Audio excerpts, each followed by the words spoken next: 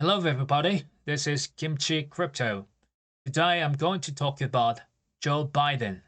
Is he a crypto killer? Let's dive in. Firstly, let's take a look at BlockFi. BlockFi is short web platform this month, and they will let users access funds via Coinbase. BlockFi clients will be able to access crypto withdrawals via Coinbase after the platform shuts down this month. This aims to ensure continuity in withdrawals for those holding BlockFi accounts after the closure of the initial withdrawal window. Since 2022, lots of crypto exchanges and lending platforms they all perished. Whereas Coinbase, backed by BlackRock, becomes more and more successful. Do you think it's a coincidence? I think not. ESG, climate change, Bitcoin, Ethereum, Coinbase, MicroStrategy, all those Bitcoin mining companies, once BlackRock selects them, that becomes just global trend. And they chose Bitcoin and Ethereum cryptocurrencies, which implies a lot. In other news, crypto markets under pressure as $2 billion worth of altcoin token unlocks begins. An $11 billion Bitcoin distribution loom. Bitcoin was lower by 2.5% to $61,500 late Wednesday, with Solana Bitcoin Cash each down more than 7%. Over the next 2 months, lots of crypto projects, some Aptos and Stockware and Arbitrum, Immutable X and Avalanche and Optimism Prime, lots of cryptos. They're gonna be unlocked for the next 10 weeks. $2 billion of altcoin token unlocks begins, which is not that good sign for the Bitcoin and cryptocurrency prices. But just remember that this was scheduled ever since the inception of those each crypto protocol. It's not just all of a sudden, it's not black swan event, meaning this could be just typical FUD news during the face of price corrections like these days.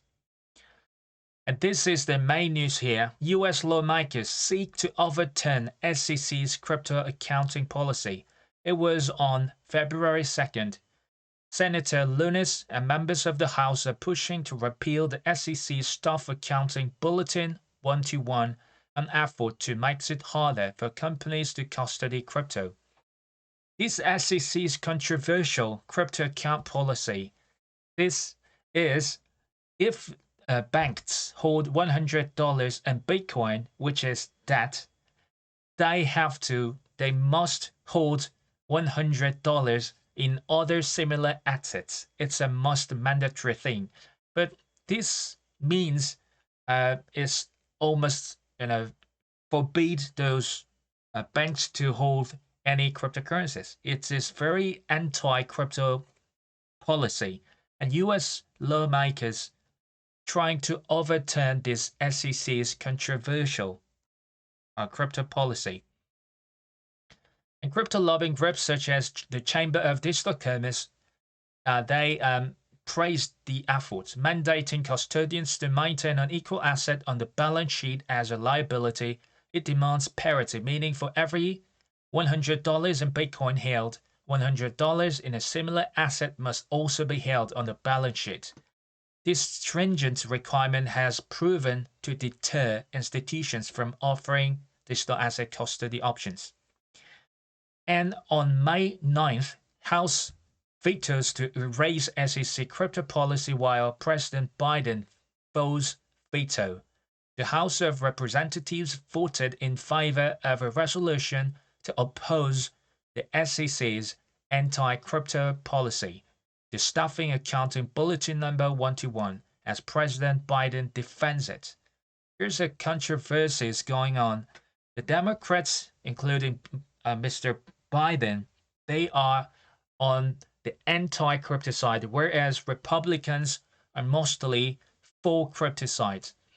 And if Republicans overturn SEC's controversial cryptocurrency policy, even if they do, Biden can overturn Republicans' decision with veto, which is a very privileged right of the US president. Another article: will Biden get the final say over a controversial crypto accounting rule? And can Biden veto SEC's accounting rule? My answer is it doesn't matter at all. It's another typical fake news, and let me show you. Here's why.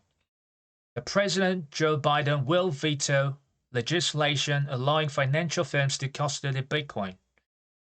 Early this year, Congressman Mike Flood and Wilkie Nickel co-authored a bipartisan opt on the SEC's Flood SIB 121 guidance.